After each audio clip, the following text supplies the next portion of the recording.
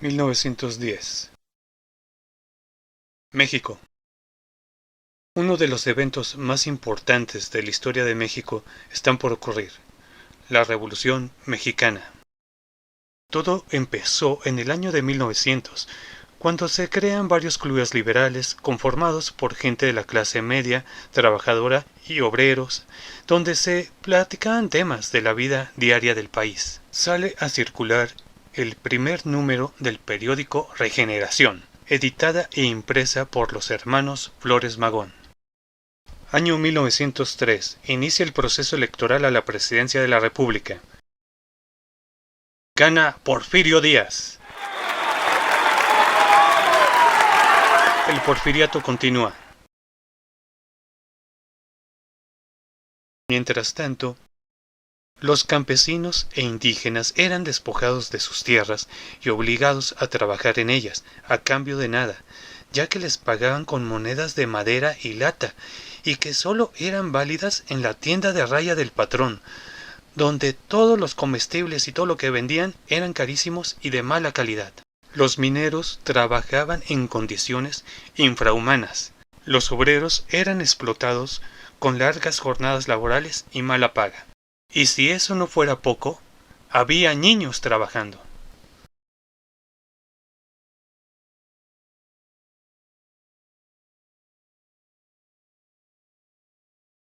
La situación de la población no era muy buena, así que inicia la protesta por la reelección de don Porfirio, con algunos periodicazos criticando a su gobierno. 1904.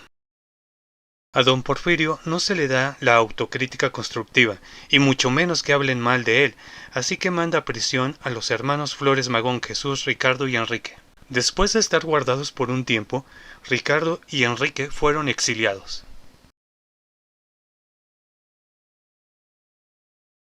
Año 1906 y 1907. Inicia la rebelión obrera. Huelga de la minera de Cananea y compañías textiles de Río Blanco, Veracruz.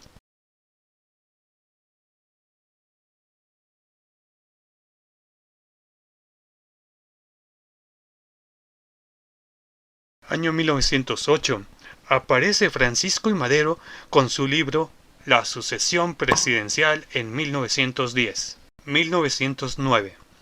Nace el Partido Nacional Antirreeleccionista, siendo uno de sus principales integrantes don Francisco I. Madero.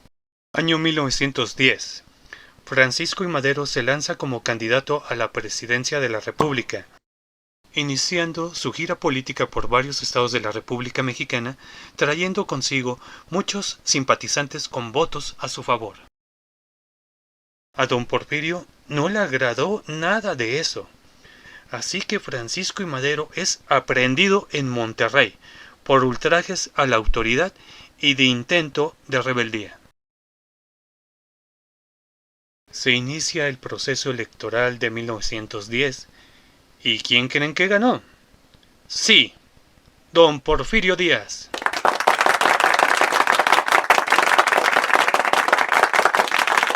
Francisco I. Madero sale de prisión gracias a la astucia de sus abogados y se refugia en Texas.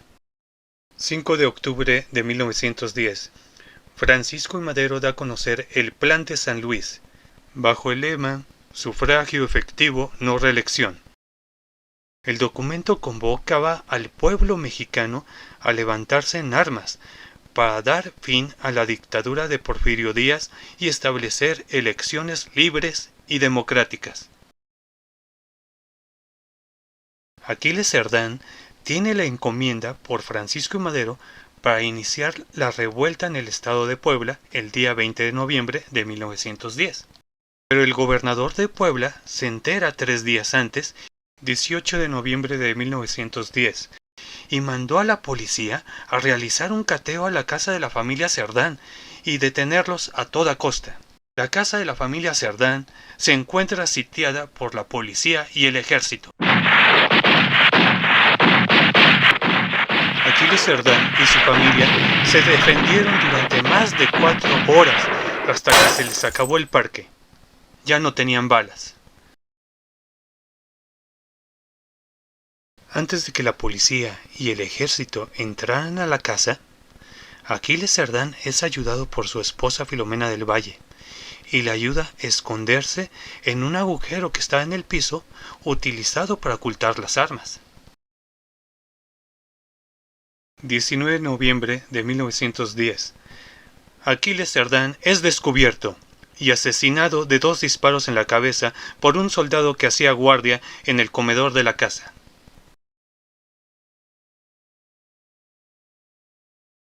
Mientras tanto, Emiliano Zapata tiene una copia del ejemplar Plan de San Luis, y al leerlo le llama la atención el artículo 3, que ofrecía la restitución de las tierras a sus antiguos poseedores. Así que platica con su compadre Pablo Torres, que era maestro, y le encomienda contactar a Francisco I. Madero y comprobar qué tan cierto era esto. Se confirma, es verdadero. Emiliano Zapata toma las armas con Pablo Torres, Rafael Merino y cerca de 60 campesinos.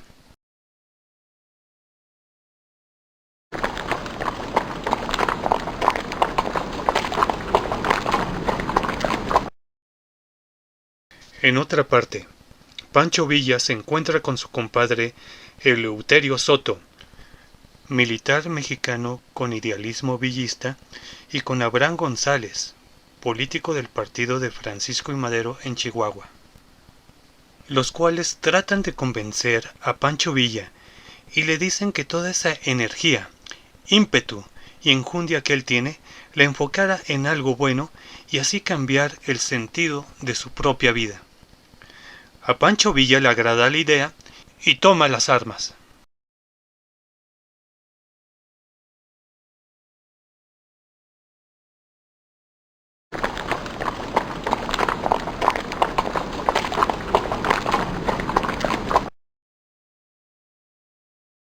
Don Porfirio Díaz está sumamente enojado y empieza a movilizar al ejército para reprimir y acabar con todos estos revolucionarios.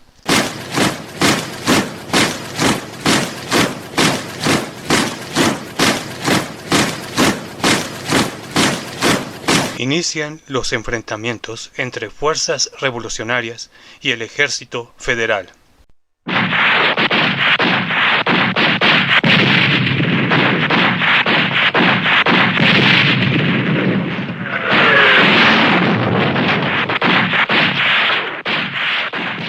Pancho Villa y Emiliano Zapata ganaron algunas batallas y otras las perdieron.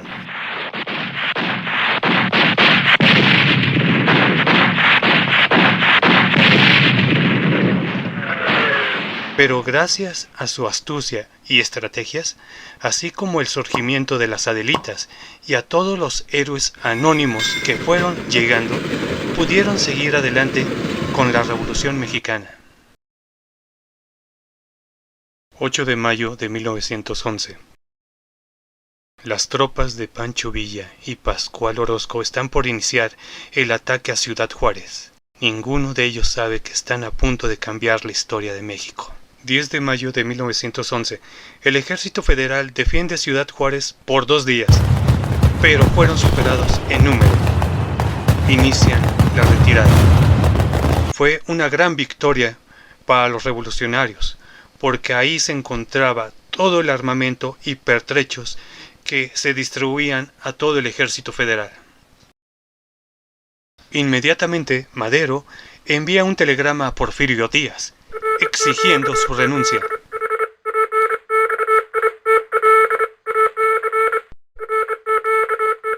Renuncia.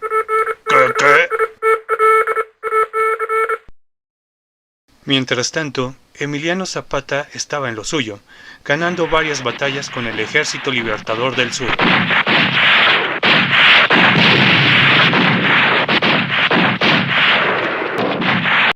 El 21 de mayo de 1911 se firman los tratados de Ciudad Juárez, en donde se aceptaba la renuncia de Porfirio Díaz y de Ramón Corral, la creación de una presidencia interina mientras se convoca a elecciones generales, así como el fin de la lucha armada. 25 de mayo de 1911. Don Porfirio Díaz se toma unas vacaciones forzosas y sin regreso. Deja el poder. Exiliado a Francia. Fin del Porfiriato. Emiliano Zapata va de inmediato a ver al presidente provisional Francisco León de la Barra.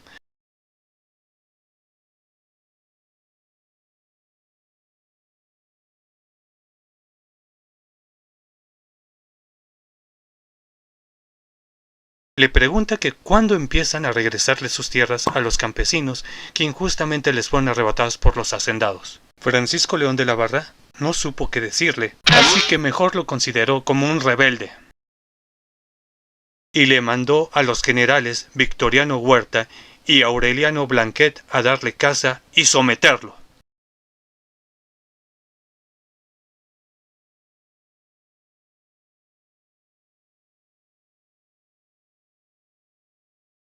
Agosto de 1911.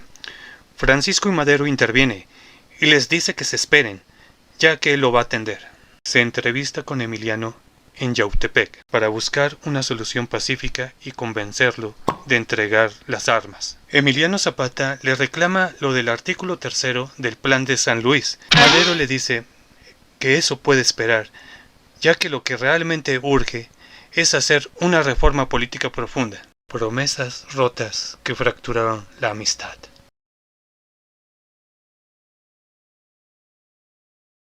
...6 de noviembre de 1911... se celebran las primeras elecciones libres para elegir al presidente de la República. Francisco I. Madero obtiene la mayoría de los votos. 28 de noviembre de 1911, Emiliano Zapata proclama el Plan de Ayala. Se desconoce como jefe de la revolución y como presidente de la República al señor Francisco I. Madero. La restitución de las tierras usurpadas a los pueblos durante el Porfiriato y el reparto agrario a los campesinos. Reforma, libertad, justicia y ley.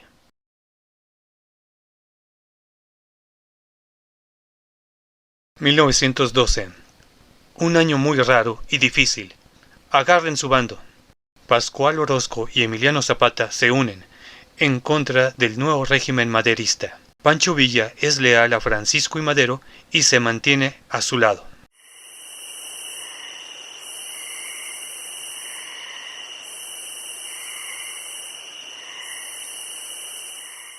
Victoriano Huerta le tenía mucha envidia y odio a Pancho Villa, a pesar de que estaban peleando del mismo bando. Acusa a Pancho Villa de que se robó unos caballos y a su yegua favorita. Así que lo manda a fusilar. Pero Francisco I. Madero interviene. Pancho Villa es encarcelado.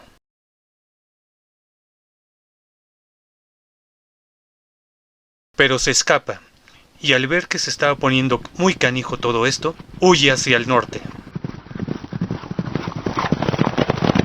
16 de octubre de 1912, el general Félix Díaz se levanta en armas en Veracruz, contra el gobierno de Francisco I. Madero, pero fue contenido rápidamente por las fuerzas federales y encarcelado en el Palacio de Lecumberri.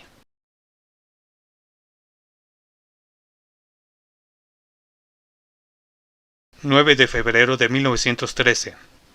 Félix Díaz es rescatado por sus compadres y lo sacan de la prisión. Empiezan a confabular algo muy malo. 13 de febrero de 1913. Félix Díaz se pone intenso y ataca Palacio Nacional.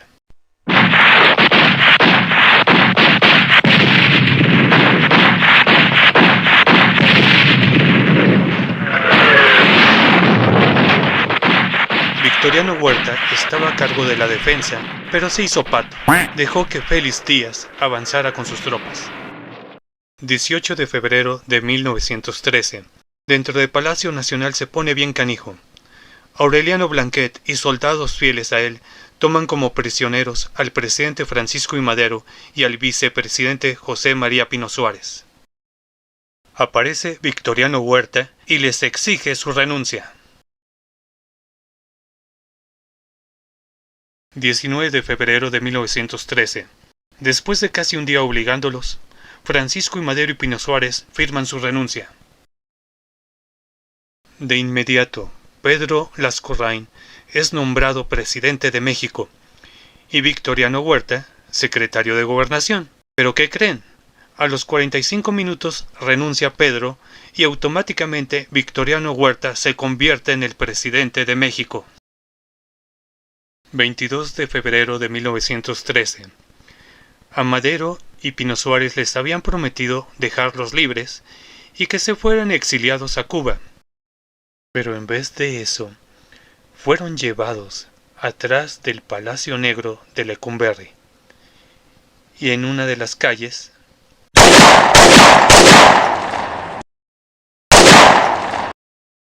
ahí fueron asesinados.